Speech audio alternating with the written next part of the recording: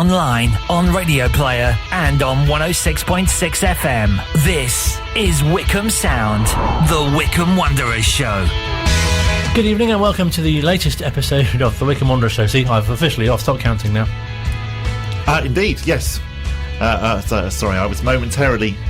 We've started, by the way. I know, I'm sorry. I was momentarily distracted by the amount of goals that Brentford have already scored this season. It is a concern, I was just looking at it thinking, hang on, really? 17? It does sound a lot when you say it like that. I know, indeed. They've only played 11 games, and they're 11th as well. It's not like they're leading the league or anything. In case you've just tuned in, we can play Brentford next. Indeed, yes, absolutely. Sorry. I will be more on the ball for the next 58 minutes. So just been doing some on-air research for the game. Yes, not that we do our research right at the very last moment, but there you go. Welcome along to the Wycombe Wanderers Show, where we've got lots of exciting stuff lined up tonight. Yes, Colin and Bob with you for the next hour. As mentioned briefly, we'll be previewing the Brentford game, where very pleased to report that Gareth Ainsworth returns to the technical area for that game on Saturday, and Bob's been speaking to him ahead of it. We will also be chatting, we'll be going all the way back to the 1940s, and somebody who who actually watched Wycombe before the Second World War and played for them just shortly after the war. We'll be speaking to Dick Tunmer. He was a wing-back, you know. He was indeed. That doesn't exist anymore, really, does it? No. And we'll be catching up with someone who is considerably younger and plays for the current team. That's forward Alex Samuel. Find out how we got on chatting to him. Is that it? I think that's it. I think that's about it, yeah. I think he was a wing-half, wasn't he? Not a wing-back. Oh, was he? Yes, apologies. Yeah, I was just again, you see, dear, my brain's slightly slow tonight. And it was like, no, he's a wing-half, not a wing-back. So you have an international break. I know, and it all goes to pot. It's very true. And this is why none of us like the international break. It's just, sorry, but the international break, it's a bit rubbish. It does seem strange, doesn't it? Yeah. Especially having it this time as well, because we've already had one, haven't we, last month? Yes. Yeah, I mean, this is the thing now, though, that there isn't now another one until the end of March. That's right. And you do think, it's like bank holidays, isn't it? Suddenly now the fixtures are going to come quite thick and fast. And I think by the time that the March one comes around, they're really going to need that international break, aren't they? Absolutely. Yeah, it does seem a long way, especially with the Christmas period coming up as well, because traditionally there's a lot of games over the festive season. Yeah, it's not quite so bad this season. No. So there's a game on Boxing Day, then there's a game sort of like in the middle between Boxing Day and New Year, and then there's just like a New Year one, and then that's it. Whereas normally they try and squeeze 4 in, but actually this year there's only 3. And then, of course, we're playing the FA Cup in the 3rd round. Yes. Strange not to have started in the FA Cup yet, isn't it? I know. Isn't it nice not to be in the, in the leasing.com Papa Johnson's paint thing? Yes. Leyland Daft Cup. Normally at this stage of the show, of course, we'd be reviewing the last game, but there wasn't one. No, that's true. There wasn't one. It was the boring international break. I know people like their international football, and I enjoy the international football when it's on. But I do find, particularly the Nations League, it's a little bit. It's a little bit sort of like the Premier League teams in the second round of the Carabao Cup, where clearly they're not that bothered. And it was quite nice to see Germany having what was it, 6 being put past them. Yes. But at the same time, you do think, well, were they that bothered? Probably not. So instead of reviewing the last game, I thought we could review last week's show. Yes, last week's show was very, very good. And that's not just me saying that. We did have an email, which was very, very kind. A very good evening to David Alderman. We're not trying to turn this into points of view now, but it was nice of David to say, just wanted to say how much I enjoyed the weekly Wycombe Wanderers Show. Bob and Colin are so enthusiastic and funny together. So that makes up for all of the mistakes that we make. They provided us with so many interesting interviews with ex-players and current management alike. And while we're not allowed to attend games, this show is a great source of information to Chairboys fans. Thank you for providing this excellent service. Thank you very much, David. That was very, very kind of you to get in touch. No, really appreciate the feedback. And also you had some feedback about our chat with Martin as well. Indeed, yes. So on the gas room forum, it was very nice to see that they were then saying they very much enjoyed the chat with Martin, particularly the get warmed up, you're coming off. They very much like that. So classic St. Martin. Thanks for posting, somebody said. Also, it was pointed out as well that in the interview he said that it was about John Hartson, and originally he said it was about Trevor Aylett, and one of the best quips ever, somebody said, and you did point that out as well, I think, at some point. Yeah, that's referring to the video which JDT and the Ex-Players Association have put together that Martin did in 2012. He was at the Veer Suite at their dinner and regaled that story about Trevor Aylett, who who's taking off. I think it's just a brilliant line. Get yourself warmed up, you're coming off. Just, he clearly just chooses a different player every time that he maybe tells the anecdote. It's gasroom.org that is the fantastic forum. So good evening to everyone who is listening on there as well. Yes, join in, take part, all that sort of thing. So thank you very much for your brilliant comments. We very much enjoyed doing the show. Got some fantastic guests lined up in future episodes as well. Former players, current players, maybe even future players. Absolutely. That'd be different, wouldn't it? Well, we're going to be bang up to date at the moment, aren't we? So it has been the international break, and yes, we've all found it a little bit dull. But we've been finding out what Alex Samuel has been doing during the international break. Yeah, it's been really relaxing. We had the weekend off, and we had 2 days off as well before. So I played in the Bournemouth B game. I think on the Tuesday, then we had 2 days off, and then we were in on the Friday for a little game in Adams Park, a little game, and then we had the weekend off. So it's been nice, but like you said, with lockdown, there's not much really you can do apart from, I think the most common thing people say is, do you want to go for a walk? And obviously on Saturday, it was not nice weather at all, near enough of the weekend. So it was just very much just staying at home, watching Netflix and relaxing, really. And I think the boys really, all of us needed that break because there was a lot of games.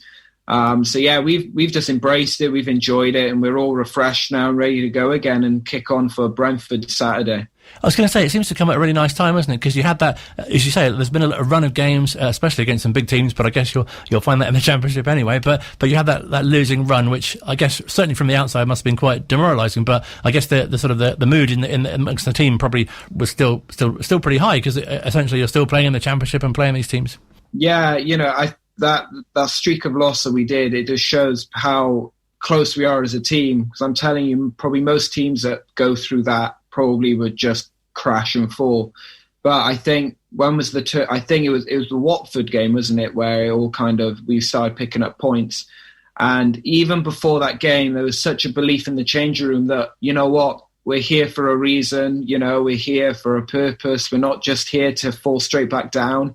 We're here to make a mark. And like you said, people wrote us off in League One last year saying that we'd be relegated. So we're very used to all the negative comments. So it was just, we're going to embrace it. We're going to enjoy it. What an incredible privilege and an opportunity for us to play in the Championship. And, we're loving every second of it. So before every game, we're loving it, and we just want to play and enjoy it. And I think the enjoyment now is starting to come through the team. And you can definitely see that in the performances the last couple of weeks, because we've been playing very good football, which has been really nice to see. You must have been so encouraged in that run, though. So many positives, so many chances created, officials' decisions which didn't seem to go for you, and you just thought that win can't be that far away, or those points can't be that far away. Yeah, that's what I mean. I think it was the Millwall game. We really we saw a real big change and difference in our play. We were just a bit more let's just have a go. We've got nothing to lose. Let's just go for it. And that really, from that game, things really started to change. And, Reading, we played really well, unfortunately just lost 1-0. So we knew we were knocking at the door. So to have that week, 7 points in a week, it was absolutely fantastic. And, I think there's nothing that we more deserve, really. And probably we should be on a lot more points, especially with some of the decision that's gone against us. But, we're embracing it, we're loving it, and we're just looking forward to the next steps now. It must have made it even more special as well, as you say, on that run of defeats, and to get that first point as well, as you say, so deserved, and it must really, a lot of elation. And as a supporter as well, I don't think I've ever welcomed a point quite so much before. Yeah, exactly. I think we should have won that game as well against Watford. So it just showed, and I think now we've picked up points. I think there is just a momentum with us now, that football's all about momentum at the end of the day. When you're on a good form and it kind of just, the momentum just drags you through and you start picking up points. So it's been brilliant. We've been playing really good football and we're picking up points. So, why not just keep on going and picking a lot more points, which I know we will. So as a team, how would you assess kind of the way you've adapted to the Championship? Because obviously it's bound to have taken a few weeks to sort of get your feet under the table, as it were. Yeah, I think that it took a few weeks for us just to adapt, and the difference is massive, really big between League One and Championship. You know, you're talking about, you know, multi-million pound teams we're coming up against. And I think the major difference is that a lot of times, if you make a mistake, you'll be punished for it in the Championship. Where in League One, you probably wouldn't be as much. But when you are coming against some really good teams and some really good players, if you make mistakes, they will literally take the ball, run up the pitch and put it in the net. And you think, wow, you know, when did that happen? You know, so it's been a real, even for myself, just changing, you know, I think just accepting as well that, wow, this is a new level, but embracing it as well. And I think over the last few weeks, we've really embraced it and really took it on and start to enjoy it. I think we were kind of a bit caught in the headlights at the start, but now we are enjoying it now, which I think is the main thing for us to do. It must be so great to be able to compete against teams that, you know, were in the Premier League last season. Exactly. You know, Watford, even just teams like Reading, Swansea for myself. You know, you look at the fixture list and, like you said, every week it's a big team. Like it's a big occasion. There's no like little team or you think, oh, we should easily roll them over. It's not like that anymore. It's like, wow, these are huge, big teams. So it's amazing. And I think all the lads are just lapping in the opportunity and enjoying it. So Bob, who's seen every game so far, he said to ask you, it seems to him, and I don't know if it's something that you've observed as well, but you do seem to be getting fouled a lot. He said, especially in the Norwich game, does it feel like you might take it as a bit of a compliment, I suppose, mightn't you? Because you get sort of creative players who are always getting chopped down. But is that something that you've noticed? You always seem to be getting fouled quite a lot. Yeah, I think they're quite clever.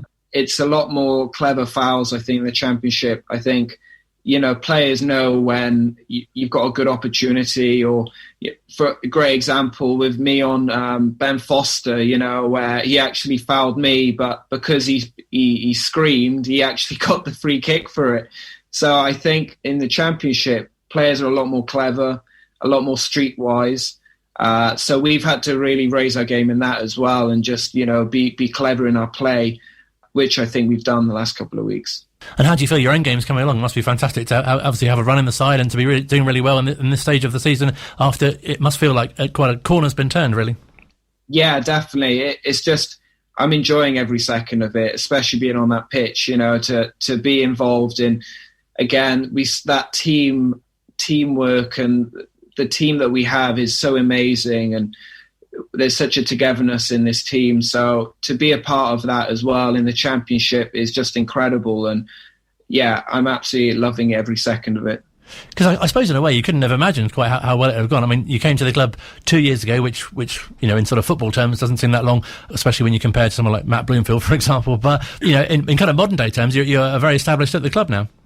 Yeah, and it's such a blessing to even say that. For me, you know, for me and my wife, Rach, it is probably the most settled we've been in the last, you know, 3 years when we got married. So to be, like you said, football is so unpredictable and it changes so much. You know, before coming, you know, when we signed for it, we lived in, you know, 3 separate houses. It was just a crazy time. So it's just nice to have kind of a more settled life, which is really nice, and we're enjoying it. So yeah, I'm really counting my blessings, really, because it is such an amazing club to be at the moment. And yeah, just excited as well for the fans to come back in and for the fans to enjoy Championship football too. I mean, I guess as well at the end of the year, although you probably won't get a chance to, because footballers famously have a very hectic end of the year. But if you get a chance to sort of reflect on 2020, you just couldn't have imagined really that, you know, you've gone from League One to playing to not playing to, you know, having the chance to play for the Championship, to get in the Championship, be a winner at Wembley. It's a crazy year, really.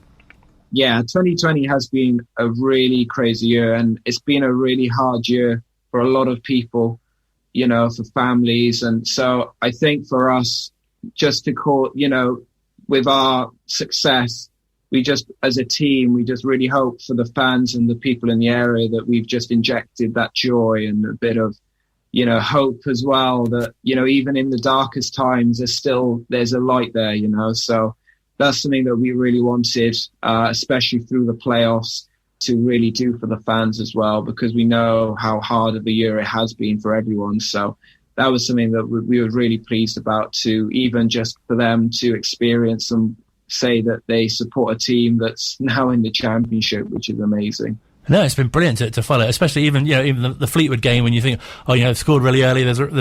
Even then there was such a feel good about the chances of getting to the final even. Yeah, that Fleetwood game was probably one of my favourite games I've played. The first away game, I think we were all a bit astounded after the game, winning 4-1, and you think, wow, we are really close to Wembley. And then obviously getting to Wembley and having that experience, walking out on the pitch at Wembley, was just so amazing. And it's something that you'll never forget. You'll never forget that. So it's been a crazy year, but a brilliant one for Wycombe, which is a blessing in itself. No, definitely. Is there a particular moment of that Championship final that you kind of remember and sort of hold on to and think back to, or obviously the whole thing, but maybe just the very end? Or yeah, I think there's a few. I think there was, especially walking out, not even for the game, like just walking out just to inspect the pitch, and you go and you think, wow, like I remember as a kid watching Swansea in the playoff final against Reading a couple of years ago when they went up to the Premier League, and I could point out where I was sitting, and I'm like, wow, I'm actually playing on the pitch. It was just quite an emotional moment. And then obviously when that final whistle went, it was just a huge mix of emotions, and you could see the emotions in the whole team. It was incredible, and something that I'll never forget to the day I die, to be honest. It was something so amazing, and it was so intimate as well with the team, which was amazing. So yeah, probably all of it, but yeah, there was some special moments in that. It just feels like such a special time to be involved with the club as well, and to be supporting the club. And obviously it's such a shame that fans don't get to come to the games at the moment, but it must be something that you're immensely proud of, to be part of such an historic season. Exactly. It is, honestly, having no fans it's been really tough even for us as players, because we want as well for the fans to experience, not only for us on the pitch, but at the end of the day, we realise fans make football games. Without having the fans, you have to create your own atmosphere. You have to keep driving the team on. But when you have the fans, Ed, it is literally like having another man on the side of you and cheering you on. So yeah, we're really looking forward to when fans can start coming back in, and hopefully it's soon, and obviously when it's safe. But yeah, we really, really miss the fans at the moment. It must have been so reassuring as well with the manager having to have his operation and Dobbo stepping in like that. Seemed to really kind of steady the ship as well. Yeah, I think Gaffer's recovering really well at the moment, which is great. He's back in. So yeah, Dobbo was great. He's such a technician behind the scenes, and he works so hard for the team as well. So it's really nice to see, when we won the two games anyway, that, we could all, unfortunately Gaffer couldn't be there, but I know he would be celebrating at home. But it was really nice for Dobbo as well, because he's been working so hard for the team. And as you say, a real sense of optimism now going forward, Brentford next, and as a sort of a mini kind of next section of the season, if you like. Yeah, it's another, it's the next step now, and we're gonna remember how, we played very well against them in the cup, and I think they play a very similar way. And from that point, we had a really good game. So I think we've definitely improved. We've definitely stepped on. So it'll be a really interesting game just to see again where we stand, and take the game to them. So we're really looking forward to it, and hopefully get the 3 points. Oh, it's been brilliant to speak to you. Thank you so much for your time. It's my pleasure. Thank you. Great to speak to the fantastic Wycombe Wanderers forward, that is Alex Samuel. It came about, in case you're interested, because also spoke to his wife, who last Friday had a debut single released called The Great Escape, and we've been playing that, and we'll be chatting to her on mid-mornings tomorrow as well. So I got two interviews for the price of, well, none, to be honest. So what happened? Was that the first, or was that the second one? Second. Oh, okay. So you'd already had the, oh, right, thanks very much. Can you go and get Alex? Yes, exactly. But, but brilliant to speak to them both. Yeah, absolutely. Very, very nice that they took the time to chat to us here. From their home in Maidenhead. Indeed. Both very musical as well. Alex apparently appears in her next music video. Oh, really? Cameo appearance. Okay. Is he singing as well? No, I don't think so, but apparently he can. Okay. And he plays guitar as well himself. You know, if we've got any players listening, then remember that when you're back at the training ground. Good evening to right in the middle from the gas room. Oh, we're on the gas room. Yeah, indeed. For Forum, who's saying, enjoying the weekly podcast with a great breadth of guests from Easy all for you to eras. say. Indeed, absolutely. Yes, I did have to take a moment there. And talking of the eras, yes, we will be chatting to Dick Tunmer very shortly, going all the way back to the 1940s. This is Wycombe Sound. Second part of the Wycombe Wanderers Show. Many thanks indeed for having us on. As mentioned a little earlier on, we have a podcast version available, which you might be listening to now. Yes, you might be, rather than listening to us on 106.6 FM, which you can also listen to us on a Thursday evening from 7. Absolutely. Still to come on the programme, we will be hearing from Gareth Ainsworth ahead of Saturday's game against Brentford. Very shortly, we will be catching up with Dick Tunmer. 91 years old he is, and he played for Wycombe back in the 1940s. I understand as well that in our continuing series of spotting Wycombe players in supermarkets, you have something to add, and I think actually we should put this out to the wider listening community and welcome you to join in. If you have seen a Wycombe player somewhere unusual, particularly in a shop, and I appreciate that maybe that hasn't happened during lockdown, but if you have, then do get in touch with us. You can do that on Twitter, so you can use the hashtag TWWS. You can get in touch, email studio@wycombesound.org.uk. However, if you have spotted a player in a supermarket or in a shop, so I spotted Daryl Horgan, or just in Wycombe, or just in Wycombe, just random spottings of Wycombe players.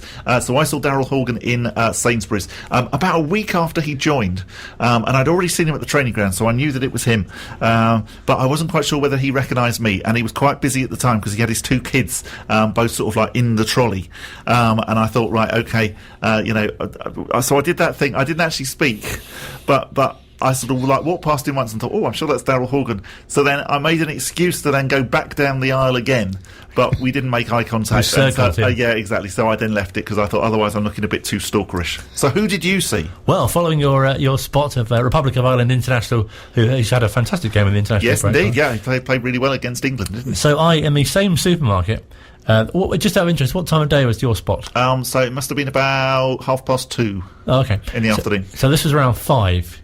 It might be important for if anyone else wants to do spotting. Okay. Although I suppose in these current times, if you just hang out in a supermarket long enough, these footballers got to eat, haven't they? That's very true. Yes. Just camp out there. You'll spot them eventually. So I think your spot obviously was perhaps pre having to wear face coverings, was it? Or was it was, yes. Well, face coverings were obviously recommended, but not quite in the way that they are. Exactly, not quite in the way that they are now. So this obviously makes our spotting trickier because you're not exactly sure whether it was who you think it was. And also, I often don't recognise people I know if I see them with a face covering on. So, is that really you? I've walked past you a good few times, thinking, oh, it's Colin, and you haven't said anything. So I reckon, and again, I'm not wholly certain, but I think it was Uchi. Oh, great! Because he looked Uchi-esque. Okay. And also, what sort of gave it away, perhaps, was he had one of these like surgical boots on. I would imagine that it possibly was then, because he has had an injury, which is why he didn't go to the Uganda South Sudan games.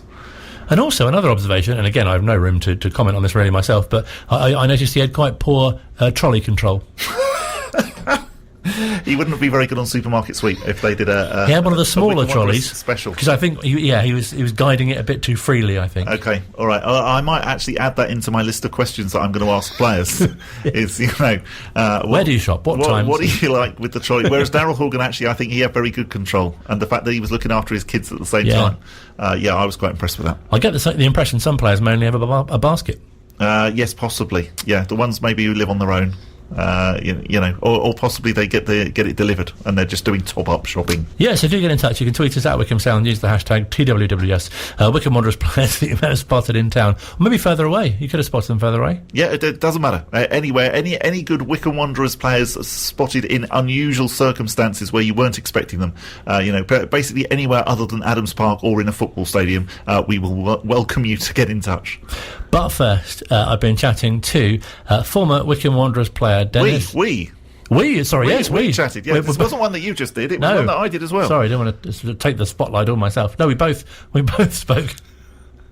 We did. It's true. To Dennis Tunmer, who, we'll let him explain. No, I was brought up in Presswood, and when I was 9 years old, just coming up for 10, I took myself by bus into Wycombe, all on my own, and went to see Wycombe Wanderers play Wimbledon. And this was on the 1st of April 1939. I recall that actually two of the players that were playing were Alfie Britnell and Dickie Cox, who had both played in the 1931 Cup final, the Amateur Cup final, which Wycombe won. On age alone, there can't be anybody else that's actually saw Wycombe before the Second World War.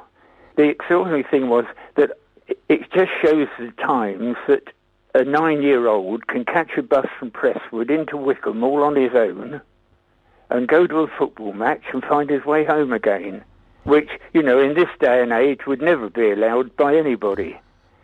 No, definitely. And it must be especially impressive to think that, age 9 you went to watch the team that you would go on to play for.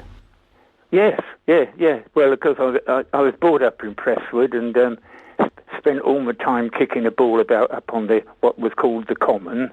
But, so that was my first contact with Wycombe Wanderers.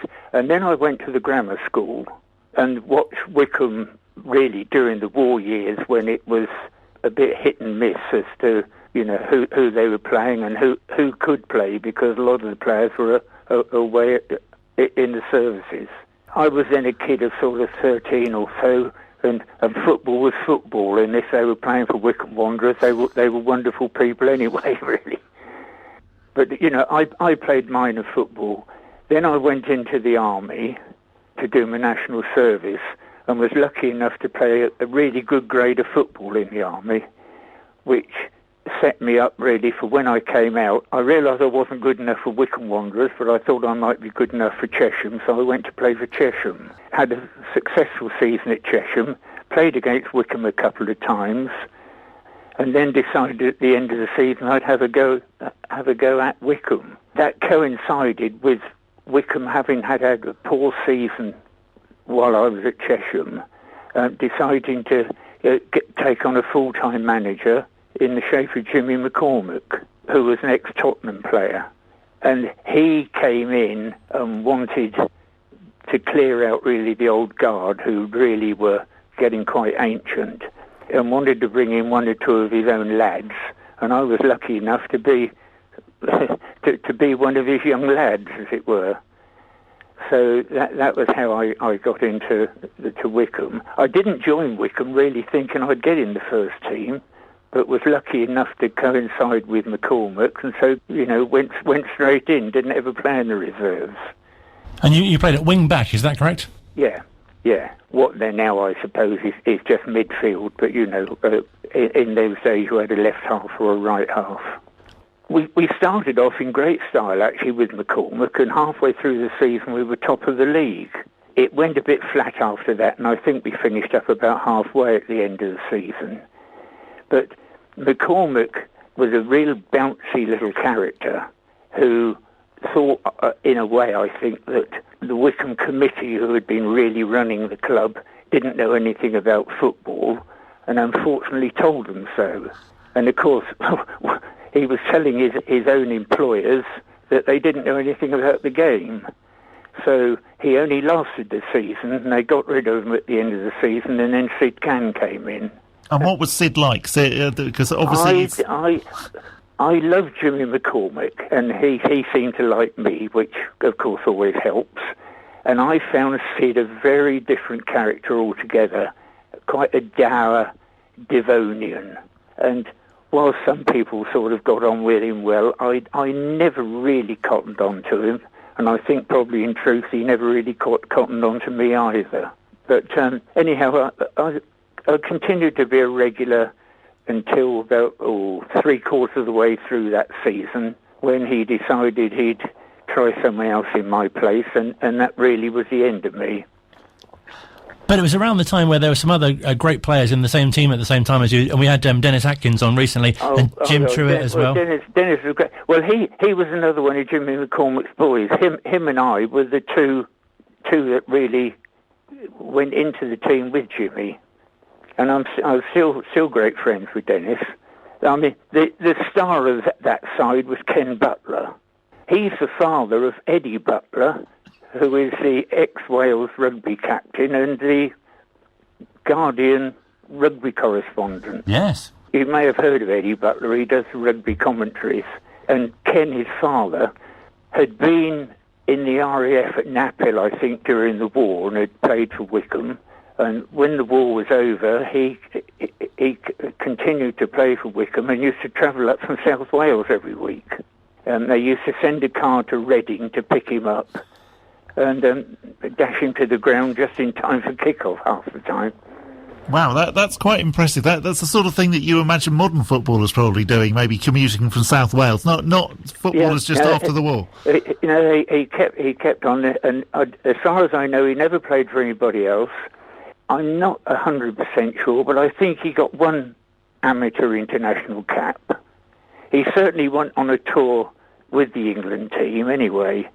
He was really the star turn of the team during my time. Could be very, very good, or could have his off days as well. But generally, he was the star, I think. Are there any particular matches that stand out during your playing time at the club? In the first season, we got through to the last 16 of the Amateur Cup, which of course was always the big thing in those days. We played Marine Crosby, a team from Liverpool, at Lotes Park, a crowd of 12,000. Lucky enough, we beat Marine and then had Barnet away in the quarter-finals of the Amateur Cup with 11,000. You've got to remember that this was shortly after the war, when there weren't many cars around. They'd been starved of sport during all the war years, and there's a huge appetite for sport, but because people didn't have cars, you either travelled to London to see Arsenal or Chelsea or someone, or you stopped in Wycombe and watched the local team. So the crowds were really quite good, and of course not expensive either. I think probably the equivalent of about 20 or 30p to get in, I should think. Wow. If you had less than 5,000, it was a poor day. And for the better games, you could reckon on 6,000 or 7,000, 7,000 or 8,000. The better games being Leytonstone and Walthamstow in those days. And tell us about what happened to you after your time at Wycombe, because I know you went to play for Cheshire and also manage them, and also at Prestwood as well, and encouraged quite a lot of other players to develop and go on to Wycombe as well. When I left Wycombe, I went and played for Dulwich Hamlet, which in those days was a club of equal standing to Wycombe. It was sort of quite a prestigious club, and I went and played there. And I met someone from Chesham who sort of got on to me to go and play for them.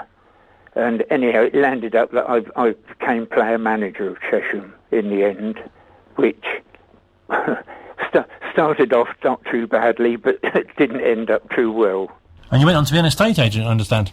Well, I was a chartered surveyor, which I like to think is slightly better than estate agent. No, definitely. I'm sure you're quite right. Dick, how difficult was it to be a player manager? People always say that that's quite a difficult role to fulfil. Well, it was, because there were players in the team who were older than me. It was like we had some very good results. I mean, I went there when they were absolutely rock bottom, so I couldn't have made them any worse. And we certainly did improve, but I had a full head of hair when I took the job on, and didn't have a full head of hair when I finished it. So I suppose it's something it was an experience that I did, but it's not something I think that if I'd known how it was going to go, I wouldn't have taken it on in the first place. When I came out of the army and went to Chesham, we had a very good season, but then I went to Wycombe and Dulwich, and then went back to Chesham, and they were nowhere near the club they were that I'd left a few years beforehand. What about the current Wycombe side? Do you get down to Adams Park at all? I went down once last year. I don't even know how. Well, you can guess how. I'm 91, so I don't really drive anymore. So unless anybody's prepared to take me down there, I don't go. I follow them avidly, and follow them on teletext nearly. But when I go, I don't know who the players are, and without really knowing them and knowing their history and knowing their sort of fors and against, it's not quite as enjoyable as when you follow them every week. Yeah, no, we understand what you're saying. It must be remarkable, though, to see them in the second tier of English football. Absolutely. I only hope the trend that's been over the last few weeks continues. I mean, I think if they're still in this league next season, it will have been a really brilliant achievement, I think. No, definitely. And also fantastic that you're the oldest member of the Ex-Players Association. That must be a really great thing to be able to share your memories with other generations of former Wycombe players as well. Well, I had a season ticket for a long time. There was a very good friend of mine who played for Wycombe called Jackie Tomlin. We had season tickets next to each other for quite a number of seasons. He played in the Wembley match against Bishop Auckland. Yes. No, he was a good friend of mine, and we sat next to each other, and for a number of years with season tickets. And you say you still keep in touch with a lot of your former players and teammates today? Dennis Atkins, I keep in touch with. I see Michael Wicks occasionally. I played with Dennis Sarrett, the goalkeeper, who was at Wembley.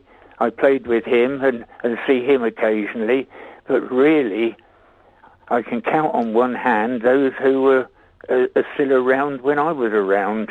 Of course, but it must be fantastic to have those memories.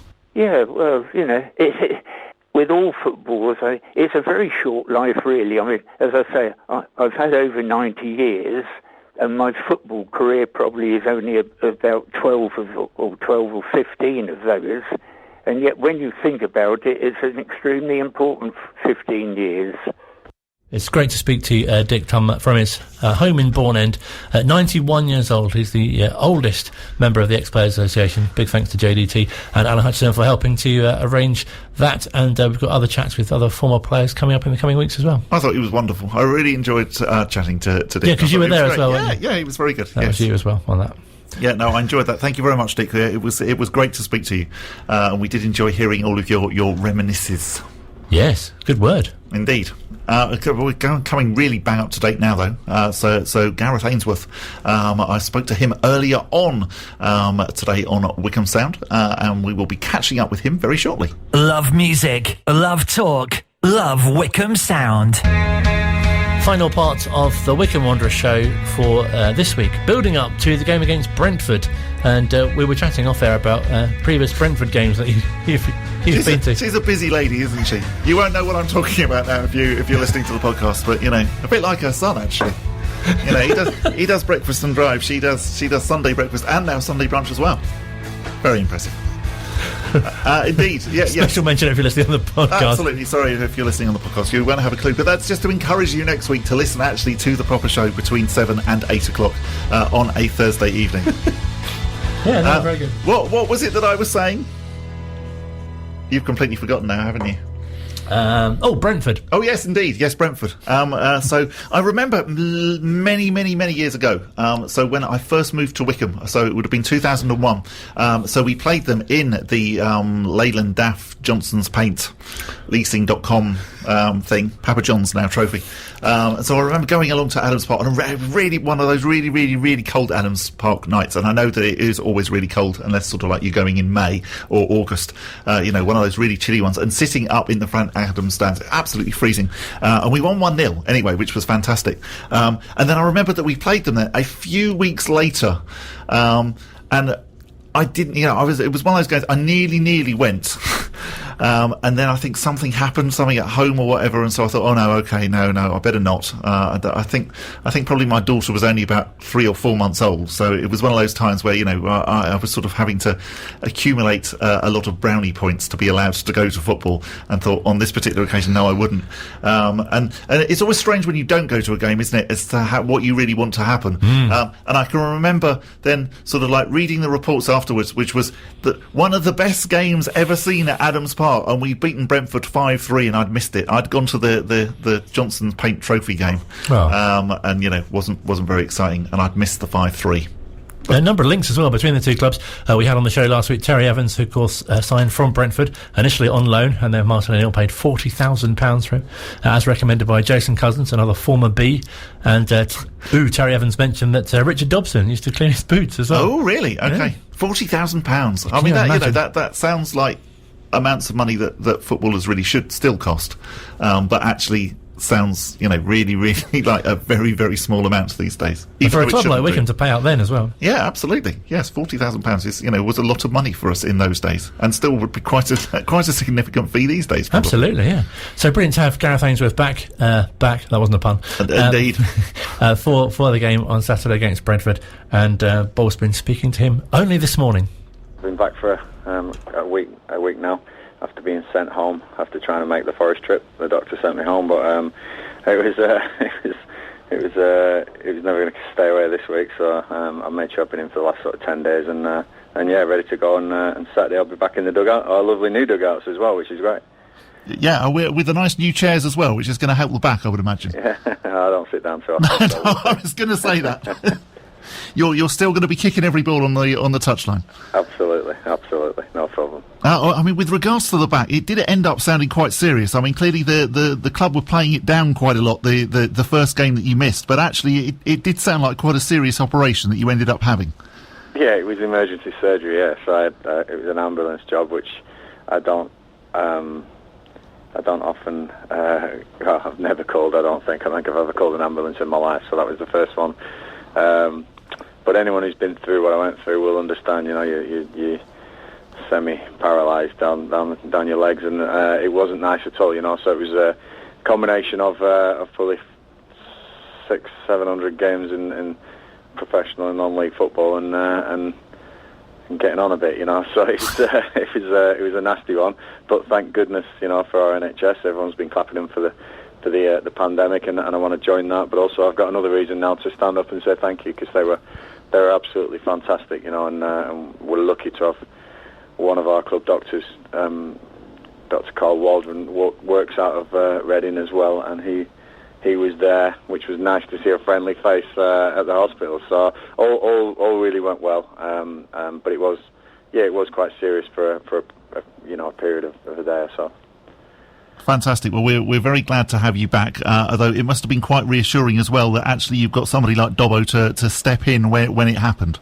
Absolutely. We are yin and yang, definitely. We are total opposites, and anyone who's ever sat with us during a game or watched us train or even been on a night out with us will know that we are definitely opposite people.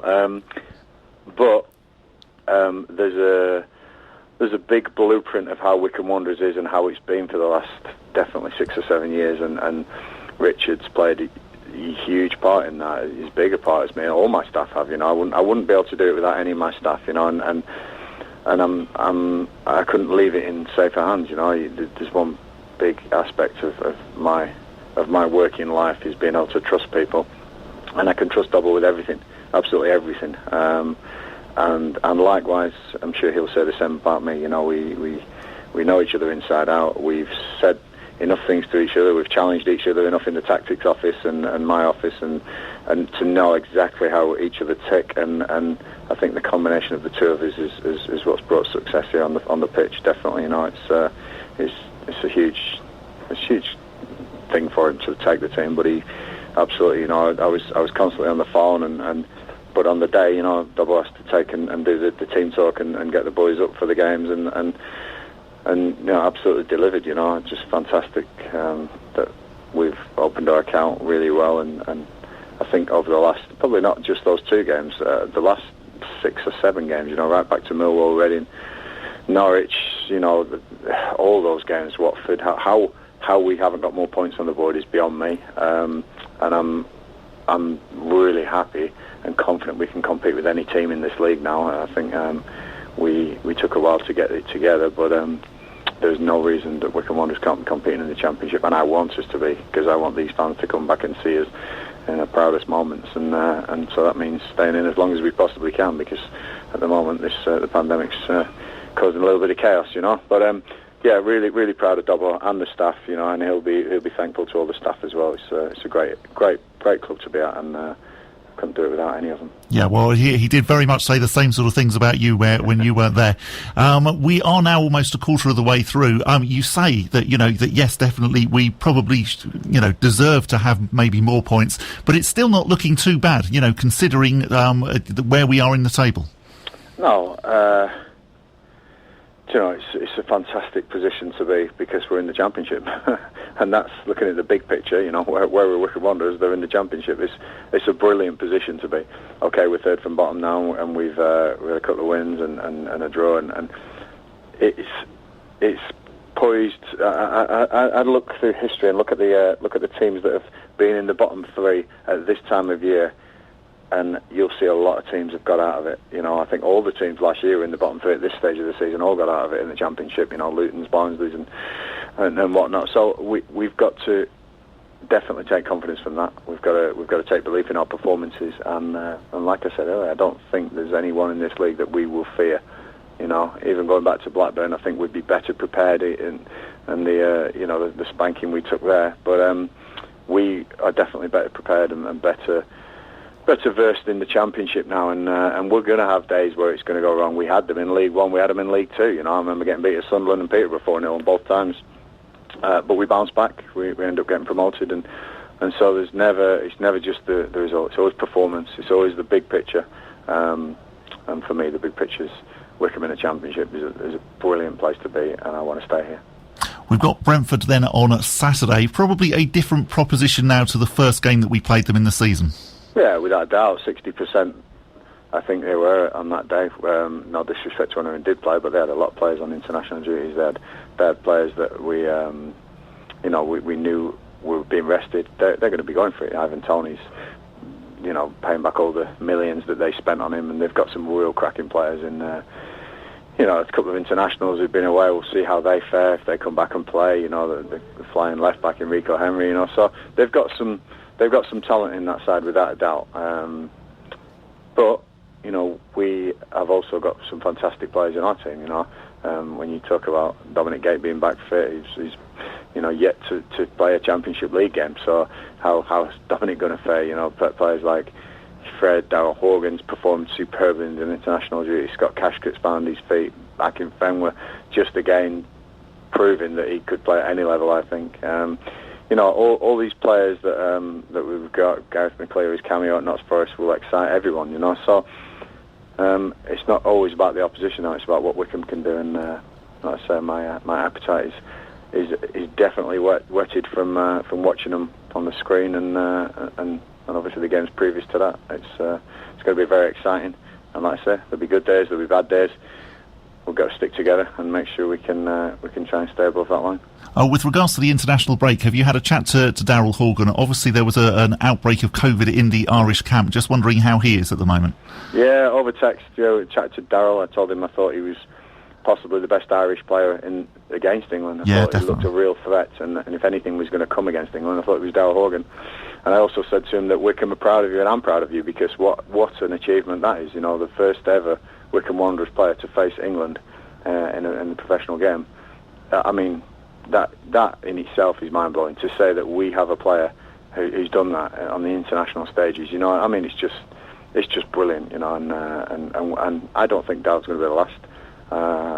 I know he won't be the last, and I'm hoping that people are looking at the likes of Anis Mehmeti as such a young boy with a great talent, and there's no reason why some of our younger players can't be looked at, and Anthony Stewart, players like that who've really performed well, who potentially for their countries could be interested. And I know Uchi's frustrated he wasn't fit for Uganda, but again, so proud to have actual internationals in our team now. It's it's a real big step from the days of when we first took over. Really, really proud.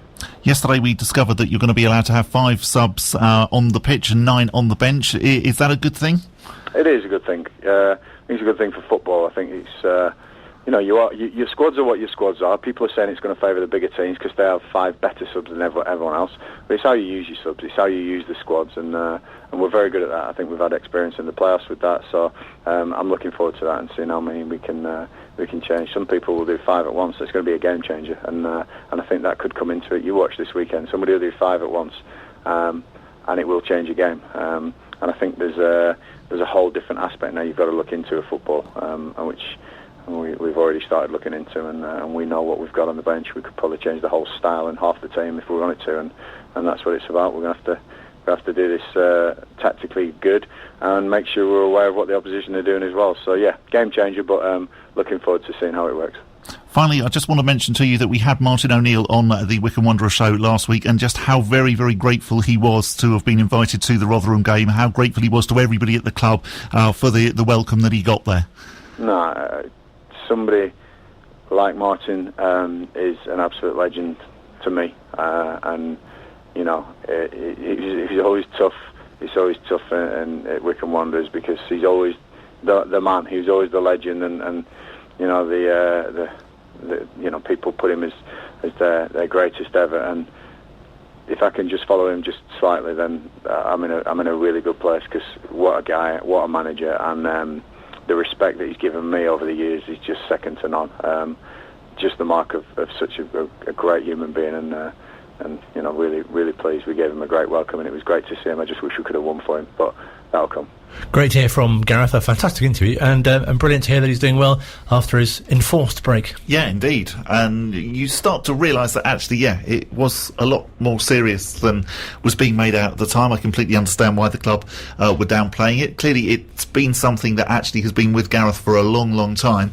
But actually, in that moment, as Gareth said, you know, it was quite serious for a day or two. The fact that they had to call an ambulance, you know, clearly he was in quite a bad way. No, definitely. I wish him a speedy recovery, and great that he's got some new seats, although he won't be using them. Yes, absolutely. They do look quite impressive. Although I don't understand, what is it about football dugouts, why they have to have these sort of like racing car type chairs? You imagine, and there's probably a way of finding out, but there's sort of one team or one club that did it first, yeah, and then everyone, this is good. Exactly that. And everyone thinks, oh, right, OK, well, that's the sort of seats we should have. And it's just like, well, why? Go faster dugout. I don't quite get it. Are they comfy? Do they work? You know, it will be interesting to know. Something else that I took out from your chat with Gareth and when Alex spoke to me as well is that this sort of international break seems to have come at a really good time. It feels like there's a bit of a reset, and because now we've got, you know, stopped the rot, if you like, of that run of defeats, and got a first point, got our first goals in that order. I'm not yes, and first win now as well. And as Gareth mentioned, you know, it's not bottom, not second from bottom, but third from bottom. It seems a little healthier, and looking ahead to the games to come. Yeah, indeed. And we've now got, you know, 2 home games on the bounce. So obviously playing Brentford this Saturday, and then we've got Huddersfield at home on Tuesday night, which again, exactly, that's, you know, that I'm sure that was that's an opportunity for points. You know, I mean, but I think Brentford is going to be obviously a tough game. They are very much a free-scoring side. They are the second highest scorers in the division at the moment, behind only Blackburn. And of course, we helped Blackburn get a few of those goals. But yeah, I think, you know, it's going to be tough this Saturday. But I think we certainly will be up for it. And very much we do raise our game for the big teams.